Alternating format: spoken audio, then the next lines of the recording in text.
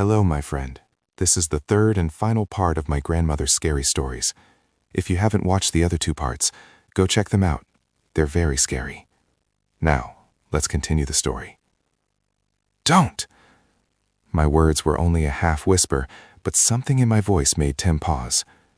Still clutching the doorknob, he turned to look at me, and the grin on his face grew wider as he saw the fear on mine.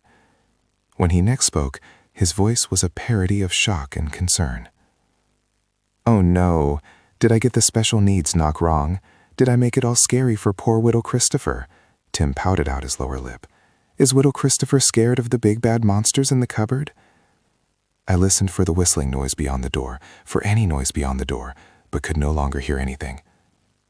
Don't open it, Tim. I'm serious. Oh, you're serious, are you? Oh, okay. I didn't realize how serious you were. I wouldn't want you telling your mummy on me. Tim took his hand away from the door and rolled his eyes, turned away. I felt my body begin to untense, but just as I was turning away too, Tim spun back round and grabbed for the doorknob. Terror rolled through me in a sick wave. I turned just in time to see the cupboard door flying open. I opened my mouth to scream, but the sound died in my throat when I saw what was on the other side. Nothing. Nothing at all. Just some clothes hanging up and toys littering the floor. The exact same view I had whenever I looked in the cupboard. Nothing else. Oh, wow, the look on your face!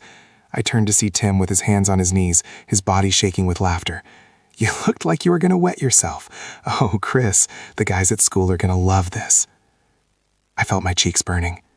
I turned away from Tim and stared into the shadows of the cupboard, told myself I wouldn't cry, told myself Tim would be gone in the morning anyway. I turned away from the cupboard and walked back across my room towards my single bed. Where are you going? To sleep. Oh, what's wrong, Christopher? Did your special needs cupboard not work? Shut up. I was halfway across the room by that point, but when the cupboard door slammed shut behind me, I jumped.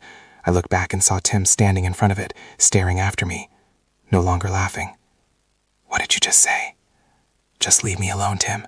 I'm going to sleep, and you should as well. If you keep banging around, Mum's going to hear you, and then we'll both get grounded. Tim's frown deepened for a moment, and then faded. He glanced towards the bedroom door. As he paused to listen, I knew he could hear what I heard. Footsteps on the stairs. The TV had gone off, and my parents were getting ready for bed. Tim looked back at me and shrugged, but when he next spoke, he'd lowered his voice. Whatever. I'm bored anyway. There's never anything to do round here. He made his way over to his sleeping bag, which was set up near the bedroom door. I walked over to my desk and switched the lamp off, then made my own way to bed. I suddenly felt exhausted. As I clambered under the covers, I heard Tim's voice, a soft hiss in the darkness. Night-night, Christopher. Don't let the cupboard monsters bite. His laughter followed me into an uneasy sleep. It was a noise that woke me. A soft tapping, like fingertips drumming on wood. I had a vision of Tim at my desk, tapping his fingers against the surface while he switched the lamp on and off. But when I creaked my eyes open, the room was still dark, and my desk door was empty. Tap, tap, tap, tap. I hadn't dreamed it. The sound was still there, constant and steady. Tap, tap, tap, tap. Coming from the far side of the bedroom.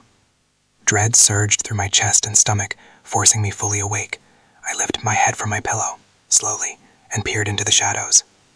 Tim was standing in front of the cupboard, his back facing towards me, blonde hair sticking up in clumps, still messy from sleep.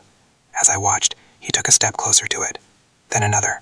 Finally, he began to reach out a hand, as if in slow motion, for the cupboard's doorknob. Tim, I spoke in a low hiss. Tim, what are you doing? He didn't react, just kept reaching his hand out, his fingertips now inches from the door. Tap, tap, tap, tap, tap. The sound was growing louder, more insistent. It was coming from inside the cupboard. As I kicked back the duvet and swung my legs out, Grandma's words raced through my mind. Whatever you do, don't open the door. Don't open it, no matter what you hear on the other side. Dim, I hissed his name again as my feet hit the carpet.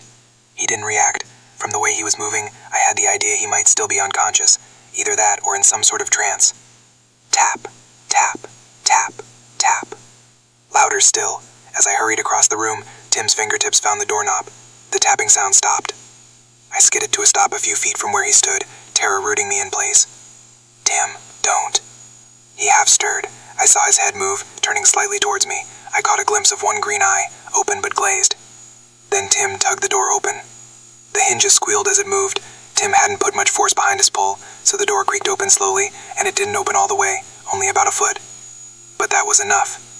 It was enough for me to glimpse the swirling, ink-thick blackness beyond, a darkness that was far too dense to be explained away with shadows.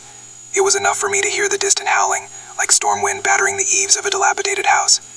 And it was enough for me to feel a sense of dread that was worse than anything I'd ever felt before in my life. Tim, wake up. My voice wasn't any louder, but this time it seemed to get through. Tim let go of the doorknob. He turned towards me. I saw him blink rapidly, saw the glazed look leave his face.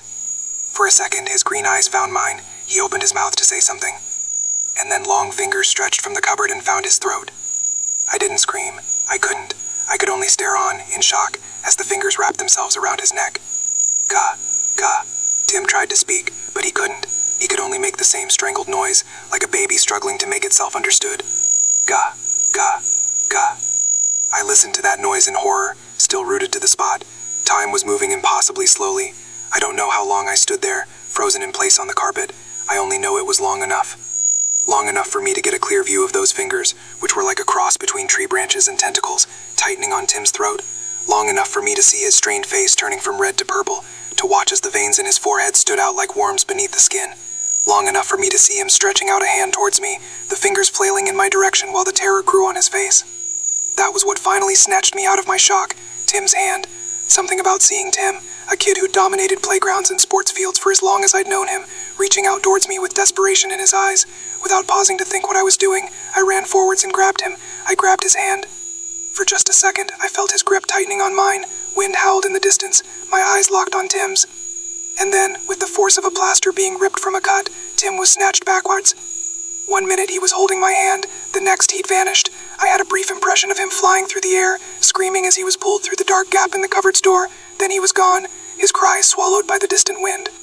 I stared down at my empty hand, too many emotions raging through me to process, and only looked up again when I heard the crash of the cupboard door banging shut. By the time I heard footsteps and voices on the landing beyond my room, I'd started to